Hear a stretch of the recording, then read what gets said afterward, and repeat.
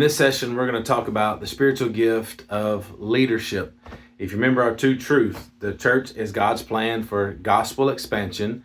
And when believers use their spiritual gifts, the church grows. If you have the gift of leadership, using your gift is going to help your church grow and the influence of your church grow to take the gospel to the ends of the earth. So if you got it, use it. Remember our scripture, Romans chapter 12 says, since we have gifts that differ according to the grace given to us, each of us is to exercise them accordingly.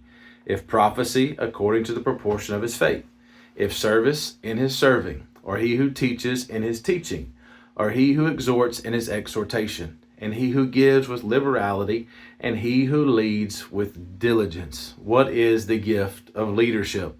It's probably one of the easiest ones of the spiritual gifts for you to figure out. But simply, it means for someone to stand before or to stand over is someone who superintends or administrates or stands over and presides over a group of people.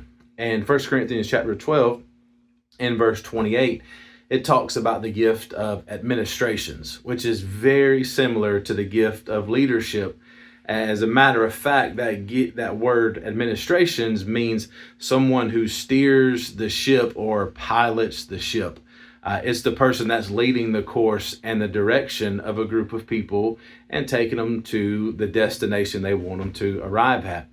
But also in the world that the Bible was written, leadership was saw as caring for the people that you lead.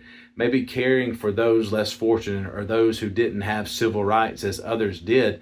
So not only is it presiding over and leading the way, it is shepherding a group of people, caring for them, protecting them, helping them, and looking for the benefit of those people.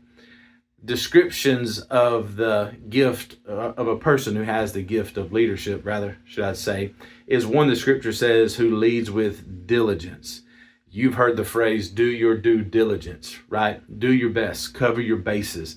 And so it speaks of using this gift of leadership with an eagerness and an urgency, not out of duty or just compulsion because it needs to happen, but with diligence, giving your all to it and giving your all to a group of people, and not necessarily being about the leader, but about what the benefit of being a good leader brings to that group of people. Not only diligence, but we've said it already, is the word shepherd. And think how a shepherd cares for his sheep. He's the one that walks in front of the sheep and leads the sheep to the pastures and rivers and protects them from the wolves. The description of a person with the gift of leadership is shepherding a group of people, protecting people, correcting people, caring for people, providing, and for the benefit of the group. Also, it's the word vision. Leaders normally have a vision for where they want to take a group of people or a vision for what those people can become, but not only just a vision, but lay out strategy and direction of how to get there. When you think about people in the Bible who had definitely had the gift of leadership, Nehemiah comes to mind. Nehemiah heard about the condition of the holy city, and he was broken over that. He was broken because the walls were broken down, the temple was broken down, the people were hurting, and Nehemiah had a vision. And Nehemiah took the steps as a leader to pilot a group of people to rebuild the wall. But not only stand in front of them to rebuild the wall, he cared for those people and he loved them. You think of Joseph, in the Old Testament, when he was sold into slavery and in Potiphar's house, he rose up as a leader in Potiphar's house. And then when he was falsely accused by Potiphar's wife, he's sent to prison and he rises up as a leader in prison. And then he's sent to Pharaoh's house and he rises up as a leader in Pharaoh's house, a man who loves people and has vision and direction and that gift of leadership. And no doubt you think of Jesus. In John chapter 10, Jesus calls himself the Good Shepherd. And he is the greatest leader that ever was. And Jesus himself, our Good Shepherd. Think about some of the characteristics of a person with this gift of leadership is the ability to see the big picture. To think years in advance and to dream big and to be a visionary.